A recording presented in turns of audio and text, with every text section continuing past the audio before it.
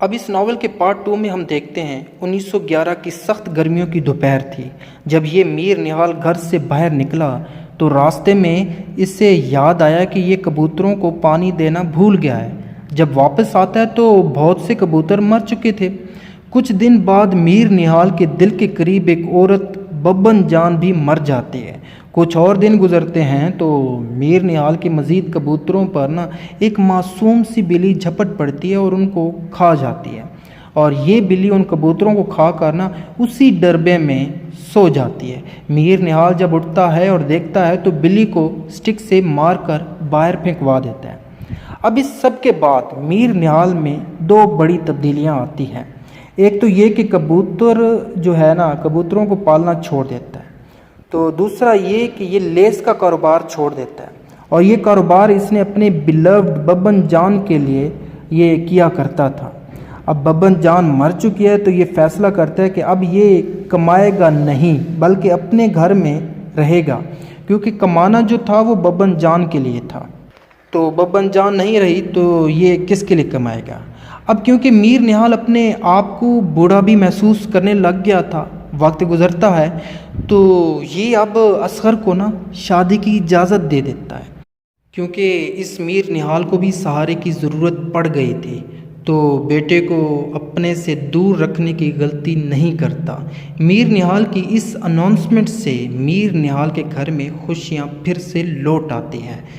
اب گھر میں ہر طرف سے خوشیاں تھیں، مگر ناول کے اس حصے میں بلقیس اور اصغر کی شادی نہیں ہوتی بلکہ پارٹ 3 میں ہوتی ہے۔ اب اس ناول کے پارٹ 3 میں ہم دیکھتے ہیں کہ جارج V کی تاج پوشی کی جا رہی تھی۔ میر نہال اور باقی لوگ اس تاج پوشی کو دیکھنے جاتے ہیں۔ میر نہال دیکھتا ہے کہ کنگ جارج V فوجیوں سے گھرا شاہی محل میں نظر آتا ہے۔ اس تاج پوشی میں نوابوں اور راجاؤں کی آرمی فوج بھی تھی۔ میر نہال یہ سرمنی دیکھ کر کہتا ہے کہ انگریز لوگ اپنی طاقت اس سرمنی سے دکھا رہے ہیں، اور یہ لوگ ہمیں دکھا رہے ہیں کہ سب کانٹیننٹ پر ان انگریزوں نے طاقت استعمال کر کے معصوم لوگوں کی جان لی ہے۔ اس سرمنی کو دیکھ کر میر نہال کو 1857 کی وار آف فریڈم یاد آ جاتی ہے، جب انگریز لوگوں نے مسلمانوں کا قتل عام کیا تھا۔ خیر، اس سب کے بعد فائنلی اصغر اور بلقیس کی شادی ہو جاتی ہے۔ گھر کے سب لوگ بہت خوش ہوتے ہیں۔ کہانی آگے بڑھتی ہے تو ٹھیک 1 سال بعد اصغر کی بیٹی جہاں آرا پیدا ہوتی ہے۔ یہ میاں بیوی بہت خوش ہوتے ہیں، مگر وقت گزرتا ہے، اصغر کا دل اس بلقیس سے بھر سا جاتا ہے، لیکن بعد میں ان دونوں کے درمیان نزدیکیاں پھر بڑھ جاتی ہیں۔ پھر ایک دن پتہ چلتا ہے کہ بلقیس کو TB ہو گئی ہے۔ اس وقت یہ بیماری لا علاج تھی، لیکن اب اس بیماری کا علاج ممکن ہے۔ ناول کے پارٹ 4 میں یعنی آخری حصے میں ہم دیکھتے ہیں کہ ہر طرف انفلوئنزا کی بیماری پھیل گئی ہے، اور یہ جو سال ہے یہ 1918 کا ہے۔ یہ بیماری پورے شہر میں پھیل چکی ہے۔ خیر، بلقیس بھی TB کی بیماری سے مر جاتی ہے۔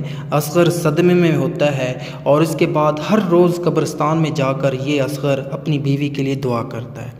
میر نہال کی بات کریں تو یہ بھی غموں کی وجہ سے بے چین سا رہنے لگتا ہے۔